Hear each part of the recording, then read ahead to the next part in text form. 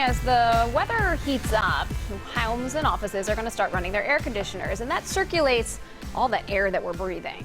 Coronavirus is a respiratory disease, so CCO viewers wanted to know if AC can put us at risk for COVID-19. Yeah, a lot of people are asking this one. Yeah, and I think many people are concerned about, going back into commercial spaces. Right. I don't know how much people are concerned about their own home. Exactly. But, when you think about, and frankly, there was like one report of one restaurant that has been very widely circulated, perhaps as much as the AC circulates the air. But why don't you tell us a little bit about what we do know? Let me start with that report, because that's where a lot of the initial information, it was about a restaurant in China, and what they found was that one person in that restaurant was able to spread the virus asymptomatically to 9 other people in the restaurant. Those people were sitting further than 6 feet away, so it could have something to do with the proximity to where they were sitting, but also with the air currents.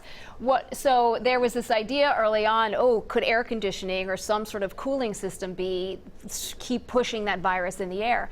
Well, it turns out there was a poor ventilation in that restaurant in China.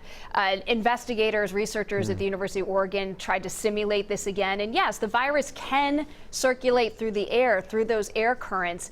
But if you have outside air coming in, like you do with most HVAC systems, or you have a window open and you have the air going out, it's really not a huge cause for concern. Interesting. Right. Yeah, so it's that bringing in that outside air does a lot to kind of, diffuse it in a way? Dilute it is the word sure. that we can use, dilute the concentration of the virus particles. But what's also important is a lot of HVAC systems, and you have to recognize this, they don't just heat and cool the spaces that they're in, they also filter that air. They have filters, and they also provide ventilation. So right here in this building, we can't open any of these windows, but we have huge systems down in the basement that the air goes in, the air comes out, and so that's really what is important. So what they say is, look, if you're going back to work, your office building or your restaurant or your store probably should have some sort of HVAC engineer come in, make sure that the system is working correctly, make sure they don't need to upgrade their filters.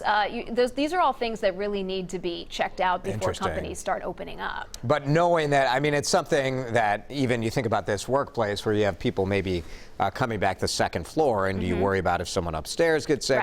But because we have a modern air conditioning system that brings in air from the outside, should be nothing to worry about.